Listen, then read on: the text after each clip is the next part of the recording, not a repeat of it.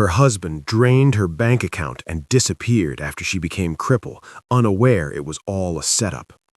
Jonathan believed he had escaped a mistake, a wife who could no longer walk, a life he didn't want. What he didn't know was that the moment he vanished, the real story began. Because the woman he abandoned wasn't testing his love, she was testing his character. What happens next will challenge your understanding of trust, loyalty, and why some betrayals are never accidents. Before we go further, subscribe to this channel because the stories we share here might change the way you see life forever. Viewers, have you ever trusted someone so deeply that losing them felt worse than losing money? Share your thoughts with us in the comments section below. Martha Blake, known to everyone as Marty, grew up in a world most people only saw through glass walls and tinted windows. Private jets were normal, silence was currency, trust was rare. Her father, Edward Blake, was a global real estate magnate whose name never appeared in gossip blogs because he paid well to stay invisible. Her mother, Helen Blake, controlled philanthropic foundations across 3 continents. Power followed them quietly. And Marty was their only child. She had everything except certainty. Edward believed one thing above all else: money attracts performance, not loyalty. Helen believed something worse: love disappears the moment comfort does. So when Marty met Jonathan, neither parent smiled. She met him by accident, real accident, outside a co-working space downtown. Jonathan helped her carry a fallen laptop bag, joked about bad city planning, and waited with her until the rain slowed.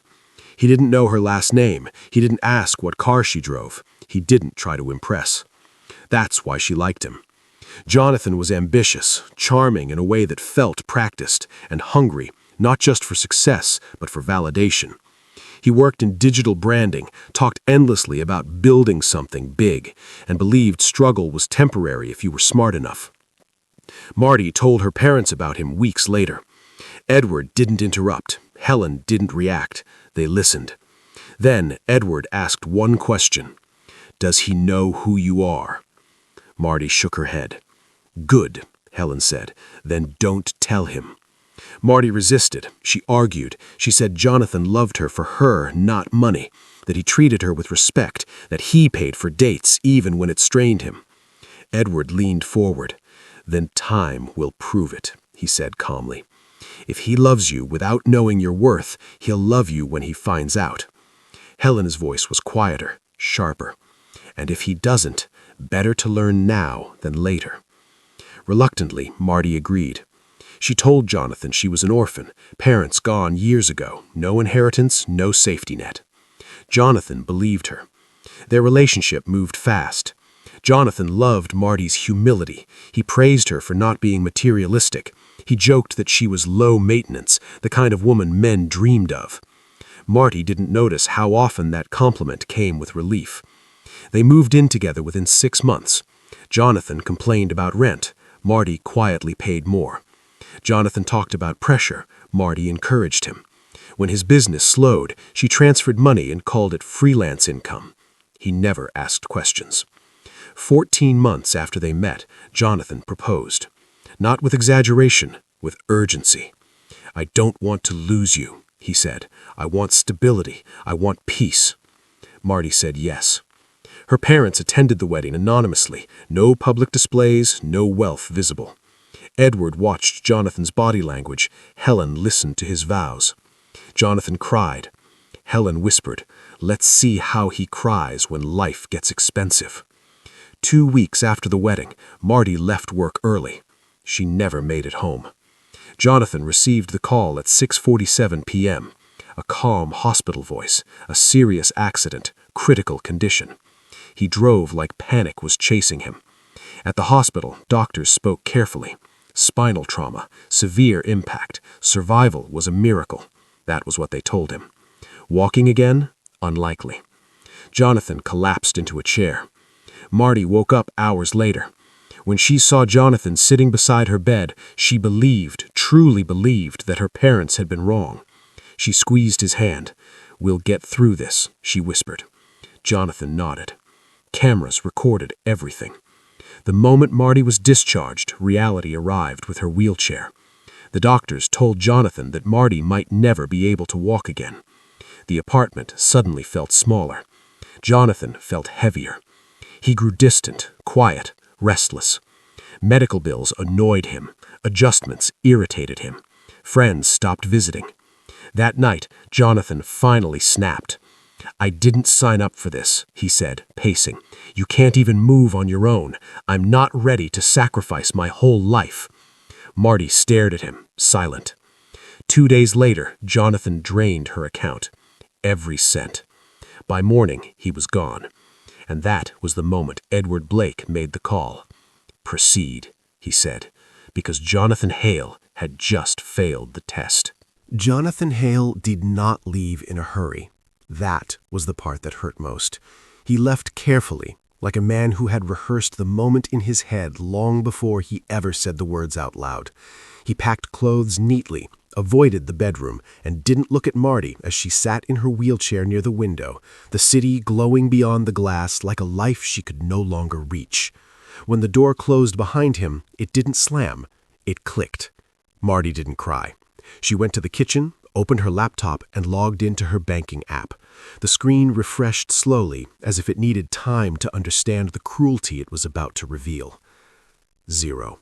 The savings she had built during their relationship, gone. The joint funds, emptied. But her main account that Jonathan didn't even know existed, untouched. Marty closed the laptop calmly. Then she picked up her phone and made one call. "Dad," she said softly, "I think we're done pretending." Edward Blake arrived an hour later, not in a luxury convoy, not with noise or authority, just a single black car and a man whose presence rearranged the room without effort. He crouched in front of his daughter, eye level, voice steady. "Are you hurt?" Marty shook her head. "Only where it doesn't show."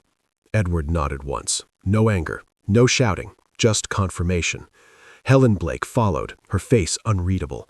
She held Marty's hands longer than necessary, memorizing her daughter's stillness, the silence Jonathan had left behind. "He didn't even hesitate," Marty said quietly. "Not once." Helen exhaled slowly. "Then you have your answer." Jonathan resurfaced 2 days later in another part of the city. He told himself he deserved relief, that leaving was self-preservation, not cruelty.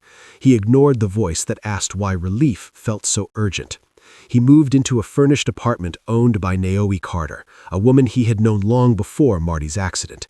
Naomi worked in lifestyle branding, loved expensive restaurants, and admired confidence without asking where it came from. Jonathan told her everything. Almost. He said his wife had become dependent. He said the marriage had turned into a trap. He said the money he took was what he was owed. Naomi believed him. People often do when the story flatters their role in it. Jonathan paid rent in advance, bought gifts, promised trips. He spoke like a man reborn. The stolen money gave him courage, and courage made him careless. He didn't know his movements were already mapped, watched. Edward Blake did not rush. That was the difference between anger and strategy. Jonathan's disappearance triggered a sequence that had been designed long before the accident ever happened. Investigators confirmed the transfer trail. Legal teams framed the withdrawal correctly, not as marital access, but as theft under false pretenses. Security consultants traced Jonathan's new residence within hours, but Edward held back. "Let him settle," he said. "People reveal themselves when they feel safe." Helen focused on Marty. Doctors continued the charade publicly, limited progress, cautious optimism. But behind closed doors, Marty stood. She was fine. It was all arranged.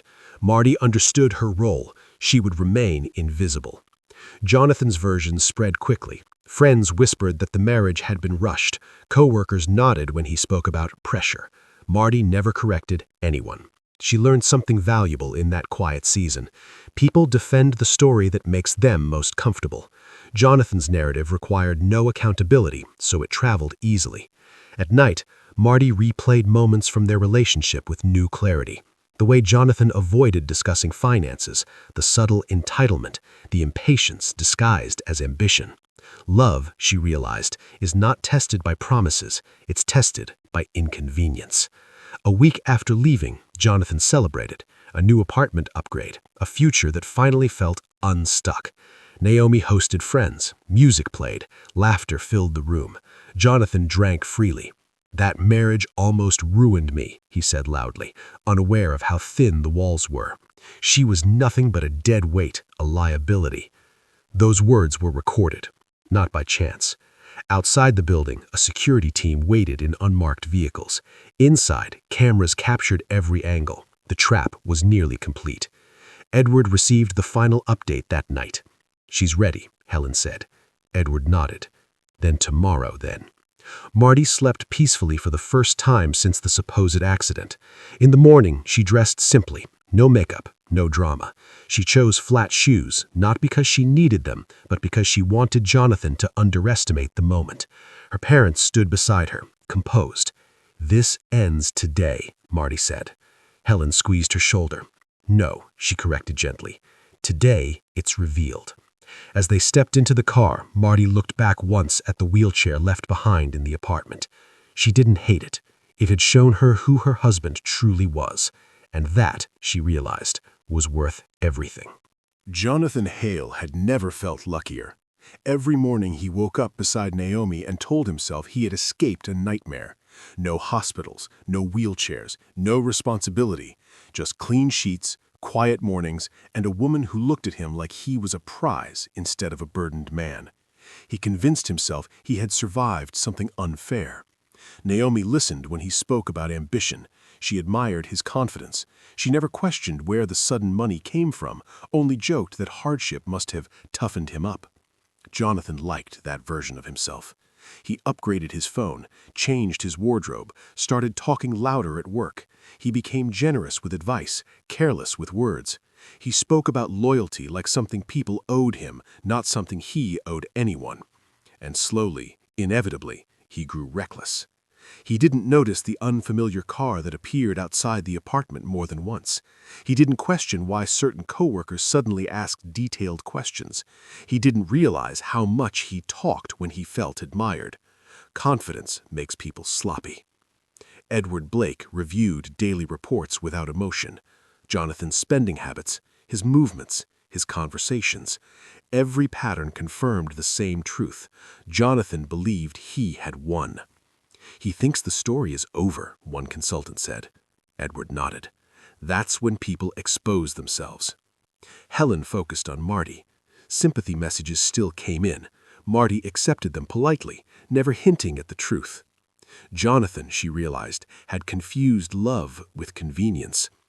Naomi was the first to sense something off. It started small. Jonathan avoided certain questions. He reacted defensively when finances came up. When Naomi asked about Marty's condition once, gently, he snapped. "I don't want to talk about her," he said sharply. "That chapter is closed." Naomi nodded, but the way he said it unsettled her. Then came the messages. Unknown numbers, silent calls, emails that disappeared before she could open them. She mentioned it once. Jonathan laughed it off. "You're overthinking," he said. But Naomi noticed how often Jonathan checked the door, how his confidence sometimes faltered when his phone buzzed unexpectedly, how his stories changed slightly each time he told them. She didn't confront him, yet.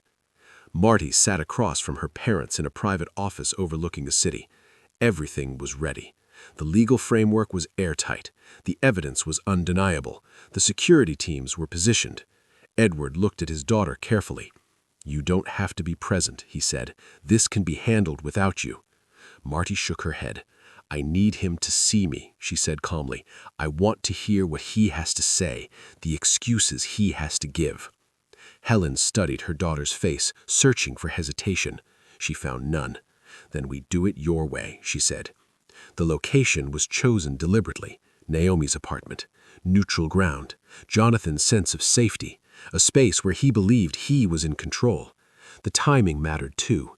Jonathan had been boasting online. Subtle posts, smiling photos, captions about new beginnings and choosing peace. Edward allowed them to stay up. Let him celebrate. The night before the confrontation, Jonathan hosted friends again. Wine flowed, laughter echoed.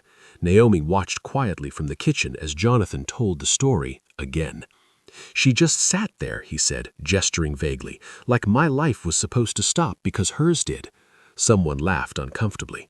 Jonathan continued, I did what anyone would do. Those words sealed everything. The room didn't know it, but that sentence ended his freedom. Outside, a security agent noted the time and sent a single message, confirmed. That night, Marty slept without dreams. Jonathan lay beside Naomi, scrolling through his phone. Likes, comments, validation. He smiled. He believed he had outsmarted fate. He believed consequences were for other people. He believed his story had a happy ending. He didn't know that the woman he called a burden was about to walk back into his life on her own fate. And he didn't know that everything he had taken was already waiting to be returned, with interest, with consequences. The knock on the door came at exactly 7:02 p.m. Naomi frowned. She wasn't expecting anyone. Jonathan was in the living room, relaxed, half-focused on his phone, the confidence of a man who believed nothing from his past could reach him here. "I'll get it," Naomi said. When she opened the door, 3 people stood in the hallway. A woman she didn't recognize, calm, composed, eyes steady. And behind her, a man and a woman whose presence felt expensive even without visible luxury. Naomi hesitated. "Yes?" Marty stepped forward. "Jonathan Hale lives here?" she asked evenly. Naomi's heart skipped. She turned slowly. Jonathan looked up and froze. For a split second, his brain rejected what his eyes were seeing.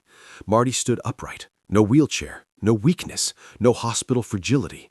Just her, balanced, calm, very much on her feet. "What the hell is this?" Jonathan whispered. Marty took another step inside the apartment, her footsteps quiet but final. "Hello, Jonathan," she said. "You left in a hurry with my money. I thought I should pay you a visit." Jonathan stood abruptly, knocking over a chair. "You can walk?" he blurted out. "The doctor said—" "It was what you chose to believe," Marty replied. Naomi looked between them, confusion turning sharp. "You said she was paralyzed," Naomi said slowly. "You said she couldn't walk again." Jonathan's mouth opened, but no words came out. Edward Blake closed the door behind them with deliberate calm. "Sit down," he said. Jonathan didn't recognize the name yet, but something in Edward's voice made him obey. Marty turned to Naomi. "I won't insult you by pretending this is easy," she said, "but you deserve the truth."